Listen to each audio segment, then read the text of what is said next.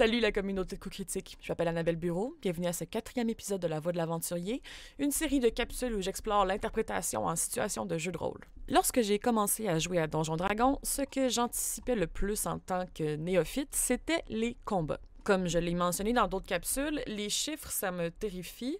Fait que je voyais les combats dans ma tête comme une espèce de grosse fiche Excel et la grille de cartes de combat que je voyais partout en googlant combat D&D, ça faisait juste faire grimper mon anxiété encore plus. Bien sûr, j'ai eu la chance de faire mes premiers pas dans ce monde-là avec une équipe solide, respectueuse et qui me laissait avancer à mon propre rythme sans jamais me faire sentir inférieure par mon manque de connaissances. Tout ça m'a permis de m'aider à bâtir une confiance en moi qui m'aide aujourd'hui à avoir beaucoup moins de sueur froide quand on me demande de rouler l'initiative. C'est donc inspiré de mes super collègues que je vous présente aujourd'hui 3 méthodes d'interprétation en situation de combat qui, j'espère, vont vous aider lors de votre prochaine session. Avant de me lancer là-dedans, je voulais simplement préciser que ces méthodes-là sont centrées exclusivement sur l'interprétation. On va y retrouver les mêmes principes que j'ai explorés au cours des dernières capsules, c'est-à-dire de centrer toutes nos actions sur l'amélioration de la campagne et que pour y arriver, il faut qu'on reste le plus proche de soi-même dans l'interprétation de nos actions. J'aborderai donc pas les mécaniques de combat, premièrement parce que j'y connais absolument rien, mais aussi parce que la vidéo doit durer environ une dizaine de minutes et non pas une dizaine d'heures. Vous avez peut-être compris que je vais utiliser ce que j'ai observé de mes collègues de table au cours des 35 dernières sessions d'enregistrement d'Obélien. Je veux pas parler en leur nom, je veux seulement en fait proposer des manières de jouer les combats que j'ai observées au fil des enregistrements, ce qui fait en sorte que, mis ensemble,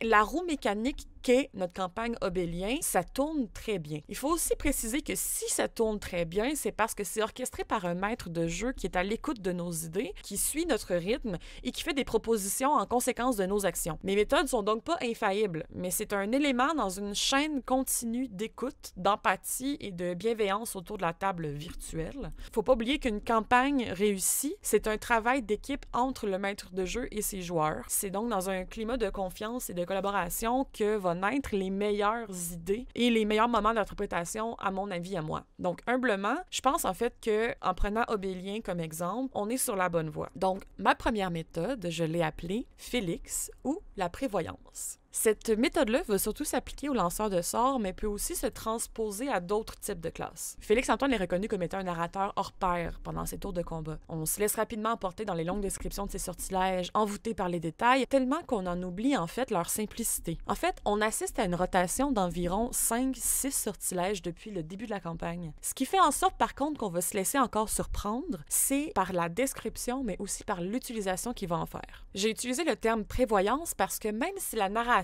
est un élément clé de cette méthode-là, ce qui est le plus important, c'est de prévoir la conséquence de son attaque dès le début de son tour de jeu ou même plusieurs tours à l'avance. La prochaine partie contient un spoiler d'Obélien. Alors pour ceux et celles qui ne sont pas encore rendus à l'épisode 25 de la série, je vais vous inviter à sauter la prochaine minute. Je vais faire ça vite, puis je vais vous faire un petit signe comme ça, quand vous allez pouvoir recommencer à écouter. OK. Prenons par exemple, dans l'épisode 25, le combat final entre Alphonse IV et Sucri, dans la lampe magique avec la Dao. Alphonse demande à Osnan de prendre son môle avant même le début du combat et va le traîner douloureusement et difficilement pendant plusieurs tours. En tant qu'auditeur, en tant que joueur autour de la table, on est déjà très intrigué par ça. C'est quand il va lancer Pas brumeux pour se téléporter dans les airs et écraser son ennemi que le tout va prendre son sens. Félix-Antoine, le joueur, avait donc prévu dès le départ son idée et l'a exécuté au bon moment dans le combat.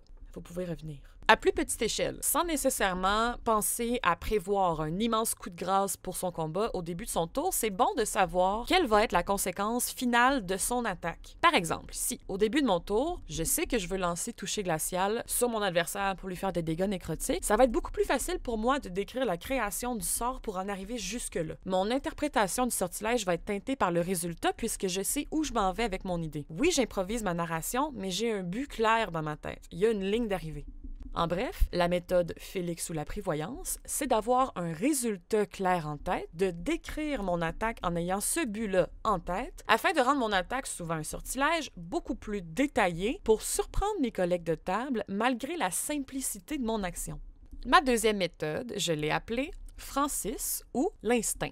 Cette fois-ci, cette méthode-là se concentre plutôt sur les attaques physiques, mais peut quand même s'appliquer à tout type de joueur à sa source. Bien que dans le contexte de la campagne, Francis est un joueur plus passif et beaucoup moins verbomoteur que ses deux collègues bruyants, son personnage va briller en situation de combat et contrairement à ce qu'on pourrait penser, c'est pas seulement par la force brute dont son personnage. L'interprétation de Francis en combat est très claire parce que pour lui, son personnage l'est tout autant. Les détails de sa personnalité sont coulés dans le béton et sa classe de barbare va lui permettre de jouer la carte du double visage et de la dualité du personnage. Il est par contre pas nécessaire de jouer cette classe-là pour utiliser la méthode suivante. À l'inverse de Félix, Francis plonge plutôt dans la simplicité de ses actions en suivant son instinct de survie qui va diriger ses attaques. Sans entrer dans la mécanique du jeu, ses attaques sont faites en accumulant des dommages qui ont un effet de stack les unes sur les autres. Alors que Félix-Antoine va utiliser des attaques simples mais va les rendre complexes par la description, Francis utilise des attaques simples en les décrivant simplement mais tout aussi efficacement. Dans cette méthode-là, la description va se trouver dans la conséquence plutôt que dans l'exécution. Si, par exemple,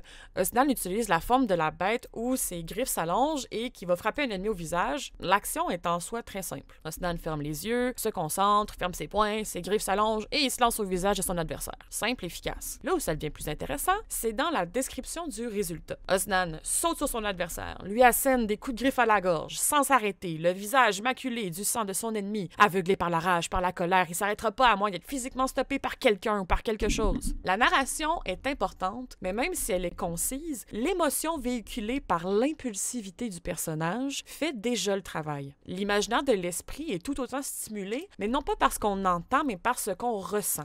Donc, la méthode Francis ou l'instinct, c'est de se concentrer sur l'essence de son personnage et d'écouter son instinct pour diriger ses attaques en fonction de celui-ci. La simplicité est la clé puisqu'aller droit au but va permettre de bien faire véhiculer l'émotion engendrée par la conséquence de l'action. La troisième méthode, je l'ai intitulée Annabelle ou la prudence. Finalement, cette dernière méthode s'applique à tous les types de joueurs, à tous les types d'attaques, mais particulièrement pour ceux et celles qui sont peut-être moins à l'aise en combat. Mon personnage est un personnage pacifique parce que je l'ai créé comme ça. Je sais d'avance que les combats, c'est pas ma tasse de thé, donc sa personnalité est bâtie en fonction de mon sentiment personnel. Je me suis donné un coup de main dès la création de mon personnage et je me remercie encore aujourd'hui d'avoir fait ça. En créant un personnage qui souhaite éviter les combats à tout prix, j'ai pas à prendre le lead dans ceux-ci. Au contraire, la méthode de prudence vise à accompagner les joueurs qui sont plus à l'aise dans la mécanique, toujours en prenant ma place, bien entendu, mais en justifiant mes actions plus passives par l'interprétation. Souvent, je vais jouer Nahirou dépassé par les événements quand on arrive en situation de combat. Ça me permet de prendre le temps, moi, Annabelle, de choisir mes actions méticuleusement et de faire celles-ci en conséquence, mais surtout en réponse à ce que mes collègues viennent de faire. Même si je suis la première, par exemple, sur la liste d'initiatives, j'attends toujours de voir ce que les autres vont faire avant d'attaquer. Je vais justifier cette façon-là de jouer par la personnalité de mon personnage. Ma première action est souvent, dans le cas de Nahirou, de par exemple préparer mon arme spectrale ou d'invoquer des esprits gardiens autour de moi. Ceux-ci vont pas attaquer directement, mais sont prêts si jamais mes ennemis passent à l'offensive. Donc, l'interprétation va surtout se dérouler dans l'émotion que mon personnage vit entre les attaques et sur ce que le fait d'attaquer et de combattre lui fait à Nahirou directement. Je concentre mon énergie sur mes propres blessures, sur les blessures de mes alliés, sur la panique, sur le chaos désorganisé qu'est réellement un combat. En faisant ça, les réactions de Nahirou sont souvent très proches de celles d'Annabelle la joueuse et c'est justifiable par le backstory de mon personnage. Donc, en résumé, la méthode Annabelle et la prudence, c'est d'être conscient ou consciente de ses faiblesses en tant que joueur et de se créer un personnage qui va pouvoir justifier des actions plus passives afin de faciliter le combat. L'écoute et le support des collègues, c'est les éléments centraux de cette méthode-là, où est-ce qu'on va concentrer l'interprétation entre les attaques plutôt que pendant celle-ci. J'espère donc que vous allez trouver dans ces méthodes-là des éléments qui vont vous inspirer lors de vos prochaines sessions, que vous soyez un nouveau joueur ou un joueur expérimenté, quelqu'un qui adore les combats ou qui les aime un peu moins. Le but de tout ça, c'est de rendre ça plus facile, plus agréable pour tout le monde autour de la table. Je vous remercie d'ailleurs d'avoir suggéré ce thème-là pour cette capsule-ci, puisque ça vient de vous, et je vous invite à le faire dans les commentaires. D'ailleurs, si vous avez une idée, si vous voulez que j'explore quelque chose